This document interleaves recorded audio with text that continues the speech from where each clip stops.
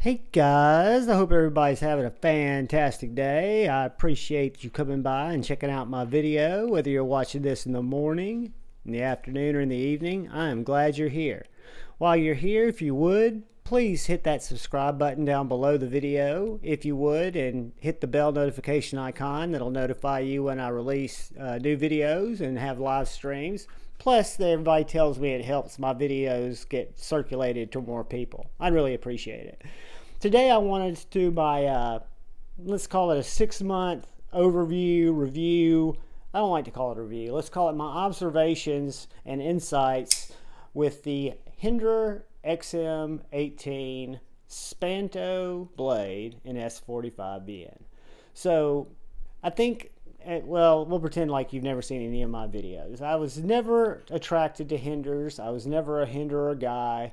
A great friend of mine who lives kind of close to me here in the area, y'all know him as Dark Gravity, told me one day that I needed to really try a 3-inch Hinderer and offered me before Blade Show last year if I wanted to carry it for a while.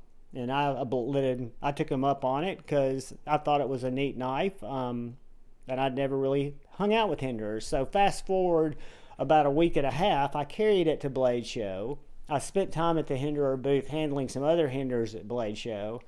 And when I got back, Dark Gravity gave me the opportunity to purchase the 3-inch slicer that I'd been carrying.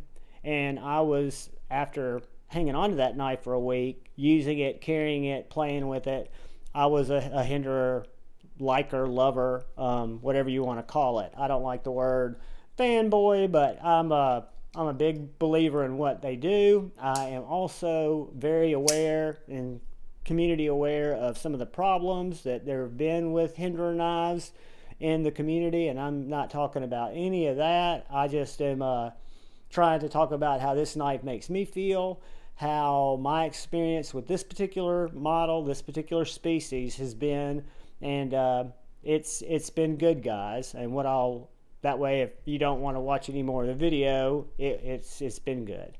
But what I wanted to talk to you guys about is Rick Hinderer and Hinderer Knives offers titanium frame lock knives. They also offer an automatic. You can go to their website, learn all about the different things that they do.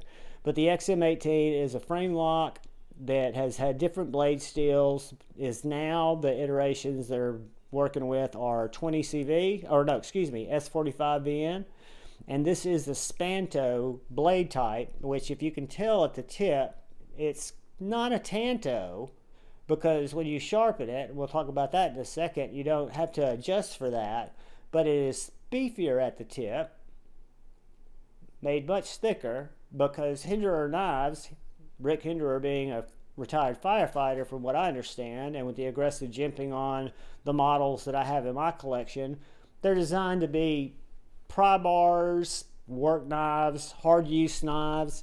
They're not designed to be fidget toys and slicey super slicers, right? Take your tomato. I can take a tomato apart with this right now, but that's not what this video is about. It's just, that's the edge I put on it. That's my squirrel brain going down another avenue that I'm going to pull back from. But the Hinderer XM-18 comes in both a 3-inch, and this is the 3.5. So this is a Hinderer XM-18 3.5, which means the blade is right about 3.5 inches long. We'll get our Ben Peterson's NAFCO ruler out in a second and do some size comparisons. And I thought when I got the 3-inch version that I picked up from Dark Gravity after I'd carried it for a week and really solidified in my mind that I understood why people who liked Hinderer knives. I like to support American companies. I think America manufacturing is some of the best in the world, and I just feel like our society is pushing people out of that and not making it as desirable. I'm not going to go down that road. Anyway, I love well done American craftsmanship, and I'm willing to pay a premium for it. That being said, I think this knife is a great value at $425. Y'all are going, what? $425? Yes, it's Rick Hinderer's knives. The XM-18 has been $425 as long as I can remember. It comes with a G10 scale. I've upgraded it. That was my choice. S45VN blade. But for $425, you get an American-made, very substantial titanium frame lock with a quality steel, whether it's S45, whether it's 20CV, but it is handcrafted, made in America. And it's now with the tri-way system, you have the option of keeping it on bearings, which I have mine running on bearings. You can run them on phosphorus bronze washers, or you can run them on the nylon washers, I think they are. I haven't even opened my little packs in my Hinderer box, but I do plan to put one on washers. But this knife, guys, it drops shut. It is easy to reverse flick. It is simple to thumb flick. It's got a very satisfying push button, light switch. I mean, it's just a well-tuned knife. So it does operate as a fidget tool should you want it to. You watch it drop, and I'm horizontal. That was one of the things that surprised me about the Hinderer knives is this generation, or the generation before this also, the actions have come so far since the Hinderer that I first handled, which was a couple of years ago when I first got back into when COVID first started, and I wasn't just overly impressed, where now I'm literally emotionally attached to the brand. I hate some of the things that have gone on, and I could do a whole nother video on how that could have gone totally different, and I could put my Javon, look at both sides, psychology of adjustment. You know, maybe it was a bad day that the guy was having at the office. You know, it doesn't make excuses. Brian's a fantastic guy. I just think there could have been a lot of positive that came out of that. And again, I'm not going against any of that. I'm just talking about the feelings that I have about this particular knife, and I love it. So it fits my hand great. I feel like it's made with quality materials. The heat treat is questionable, not by me, but by others who have tested it. I have not tested this particular model, but I have sharpened it. I reached out to my brother, who I think is one of the most valuable treasures in the community, Jared Neves at Neves Knives. If you're not following Neves Knives, which I'm sure you are, you should go over there right now. But he is a sharpening master, and yesterday I was getting ready. I wanted to clean up the edge on this knife, and I wanted it to be slicier. I knew it wasn't going to be a slicer because the geometry doesn't speak to that, as you guys can tell. It's very thick behind. The blade stock here tapers down with a little bit of swedging and then broadens back out on that Spanto point, but it is a car door sticking through knife more than a slicer. So I reached out to Jared versus DM, and I had two questions. I said, hey, buddy, do you know the factory edge bevel if you were going to sharpen a Spanto XM-18? And do you have to give it any special, if I'm going to use my TS Prof Blitz 360, do I have to do anything special when I'm sharpening around that Spanto, even though it doesn't look like I would need to? I just want to make sure. And guys, Jared, who we all know is probably busy as he can be, wrote me back way more information than he should have, and I appreciate it, and it was all great information.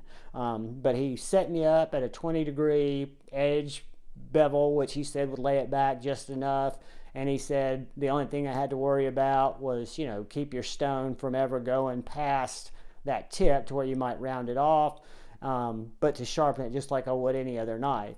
And that gave me the confidence to go ahead and sharpen this guy up. So let's just grab, I don't really have any paper, guys. My coupon books have run out. I've got this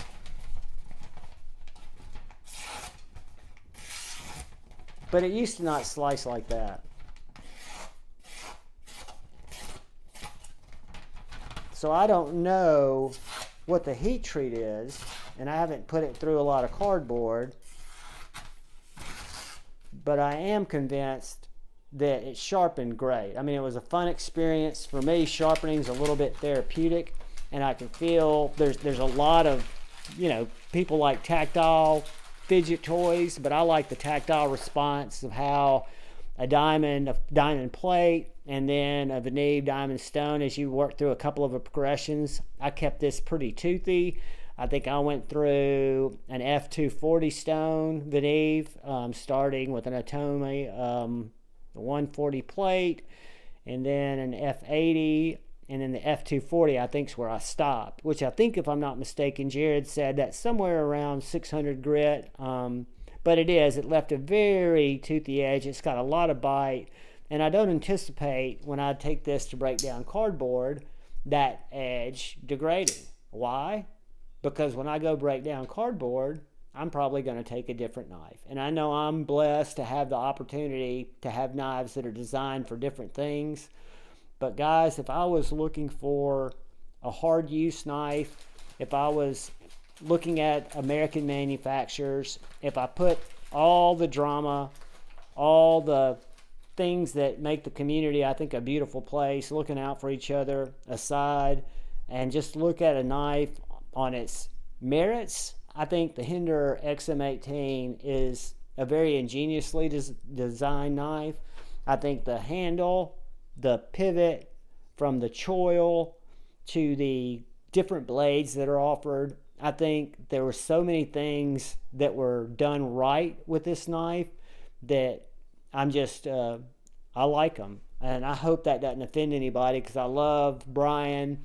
I think it was shitty what happened with Hinderer, and I don't excuse that, but it also doesn't make me, as much as I wish it did, want to sell this knife, because I could use the cash. But I love the knife. So there's the conundrum that Javon sits in as we sit here and film this video, which happens to be Sunday, because I'm trying to make up for several videos that I usually have staged out for the week. And this week I have not been doing my due diligence. So the Hinder XM-18, it's an American-made knife. I think they're a very proven brand. They do have proprietary hardware. A lot of people talk about the Hinderer tool that you need. In actuality, you just really need a penny.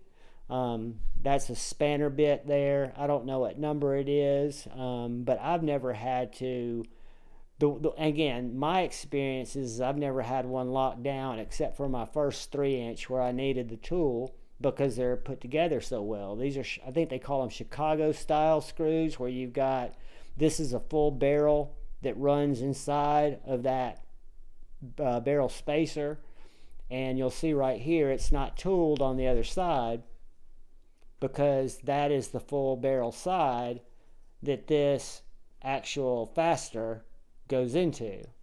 So I say that because I added this titanium scale. I kind of like a heavier knife. I like a titanium knife, and I'm kind of an idiot and a glutton for stuff like that. So when I was able to find, this is called Battle Bronze, when I was able to find a Battle Bronze scale drop, they drop these in smooth to match the lock side, which I have a couple of Hinderers with those that looks really cool, or the textured, which matches the G10 scales that come with it, and got it in to put this together. It was a joy to put together. I was able to use a penny.